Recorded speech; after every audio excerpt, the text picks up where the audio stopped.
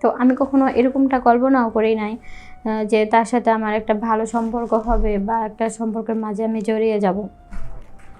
তো যখন শাড়িটা অনলাইন থেকে নিয়ে আসার পরে খুব সুন্দরভাবে আমি নিজের মতো করে পরি। তখন সে বলতেছে যে আপু দেখেন, আপনি শাড়িটা যখন পরবেন তো তখন আপনাকে খুব সুন্দর দেখা যাবে। তখন আমি শাড়িটা পরে আসছি, আসার পর ওর সাথে আমি আগে থেকে রিলেশন করতাম। তখন বলছে যে দেখো তোমার শাড়িটা পরে না অনেক সুন্দর লাগতেছে। তখন আমি বললাম যে সুন্দর লাগতেছে ঠিক আছে, কিন্তু আসলে আমি কি করব, এখন তো আমার হাতে এত টাকা নেই যে আমি তোমাকে শাড়ির টাকাটা দিয়ে দেবো। তখন বলতেছে যে দেখো তোমার শাড়ির টাকা দিতে হবে না, তুমি যদি আমাকে 1 ঘন্টা সময় দাও তাহলে ওই টাকা আমি আমার পেমেন্ট থেকে ভরে দেবো। তখন আমি বললাম 1 ঘন্টার সময় দিলে তুমি সব টাকা দিয়ে দিবা? পরে বলছে হ্যাঁ। তখন আমি তাকে 1 ঘন্টা সময় দিই, দেওয়ার পরে তার সাথে আমার এভাবে অনেক ফিজিক্যাল একটা সম্পর্ক হয়ে গেছে। সম্পর্ক করার পরে অনেকটা মানে নিজের মধ্যে কষ্টের ভিতরে বুঝাইতে পারি না যে কি করব বা কিভাবে থাকব। তখন আমি হঠাৎ করে বললাম যে দেখো কি করব বলার মতো কোনো পাচ্ছি না। তো নিজেতে যখন বলছি তখন সে আমাকে বলতেছে যে আপু তোমার আজকের মতো আমি চলে যাই, আরেকদিন আসবো। তা আমি বললাম ঠিক আছে তাহলে যাও, পরে আরেকদিন আইসো, এমনি কথা বললাম। তো আরেকদিন হঠাৎ করে সে দুপুরের দিকে আমার ফোন দিয়ে বলতেছে যে ম্যাডাম আপনি যদি বাসায় থাকেন তাহলে আমি আসি। তখন আমি বললাম দেখো আমি তো অনলাইনে কিছু অর্ডার করি নাই, তো কেন তাহলে কয় না আমি আসতেছি। আমি পরে বললাম ঠিক আছে আসো। তো তার সাথে সে আমার একটা সন্দেশের প্যাকেট দিয়ে যায়, বলে যে তোমার কাছে না আসলে আমার ভালো লাগে না, তোমার সাথে এনজয় করতে আমার খুব ভালো লাগে। তো এভাবে আমাদের মাঝে ভালো একটা রিলেশন সম্পর্ক এনজয়ের মাঝখানে চলে গেছি দুজন অনেক সুন্দরভাবে কাটাইতেছি।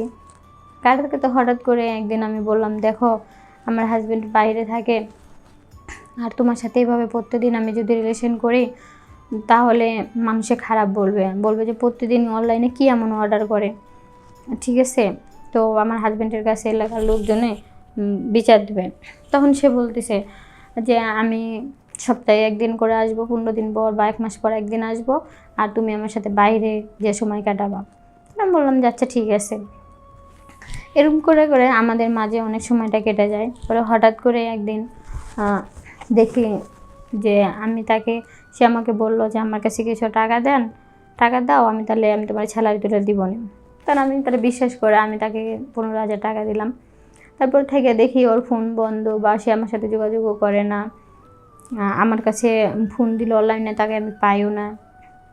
তারপরে সে আমার সাথে অনেক একটা করে মোবাইল টোবাইল সব বন্ধ করে রাখলো। আসলে ওর সাথে আমার যে এতটুকু ফিলিংস ছিল বা সম্পর্ক ছিল, ও ওই পর্যন্তই চাইছিল যে আমারে বুক করতে চায় বা আমার সাথে শারীরিকভাবে সম্পর্ক করে আমার টাকাটা চাইছে, কারণ শুনছে আমার হাজব্যান্ড বাইরে থাকে। তো আসলে আমি অনেকটা বড় একটা ভুল করছিলাম যে অনলাইনে জিনিস অর্ডার দিয়ে চিনা নাই জানা নাই তার সাথে আমি একটা শাড়ির সম্পর্কে জড়াই গেছিলাম। একটা সাধারণ একটা শাড়ির জন্য তার সাথে আমি একটা ফিজিক্যালি সম্পর্ক করলাম। আসলে এটা করা আমার ঠিক হয় নাই। তো তারপর সে আমার টাকা টোকা সব কিছু নিয়ে চলে গেছে। তারপরে আমি তাকে অনেকটা বিশ্বাস করতাম।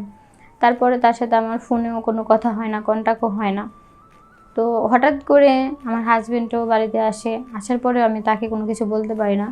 আশেপাশের লোকজনে তখন বলে যে অনলাইনে অনেক কিছু অর্ডার করে তোমার বউ, দেখি অনলাইনে লোক ছাড়া আসে। তখন আমি বলছিলাম যে দেখো একটা শাড়ি নিয়ে সে 3-4 বার আসছে, আর আমি কিছু কেনাকাটা জিনিসের অর্ডার দিয়েছিলাম, এটার জন্য আসছে।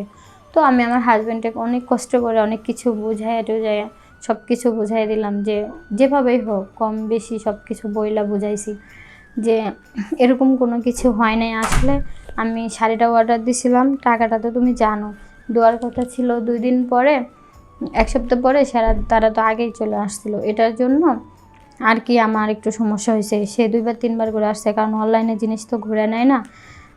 তারপরে তুমি টাকা দেওয়ার পরে আমার ওর সাথে কথা হয়েছে এরকম করে। তখন বলছে যে ঠিক আছে। তো আমি এরকম করে সময় কাটায় নিয়েছি, দিন কাটায় নিলাম। হঠাৎ করে এরকমভাবে সময় দিন যায়। আমার হাজব্যান্ডকে আমি অনেক যেভাবে হোক অনেক কষ্ট করে বুঝায় ম্যানেজ করছি। তো আসলে এরকম করাটা আমার উচিত হয় নাই, আমার ভুল হয়েছে সব কিছুই। কারণ আমার ভুল ধারণা ছিল এটা। অনলাইনে কখনো কাউকে বিশ্বাস করতে নাই ছেলেদের, কারণ তারা অতিথির মতো পাখির মতো আসে, অতিথি পাখির মতো আবার ডানা মেলে চলে যায়। ওদেরকে বিশ্বাস করা একদম আমাদের পক্ষে উচিত হয় না। তো যার জন্য আমি এটা ভাবি যে এরকম কাজটা না করাই ভালো। তো আমি আমার স্বামীকে অনেক কষ্ট করে অনেক কিছু করে বুঝাইছি, আর এতটাভাবে কষ্ট করে বুঝাইছি যে সেটা বলার বাহিরে। আমার জীবনে আমি কখনো এরকম করতে পারি নাই।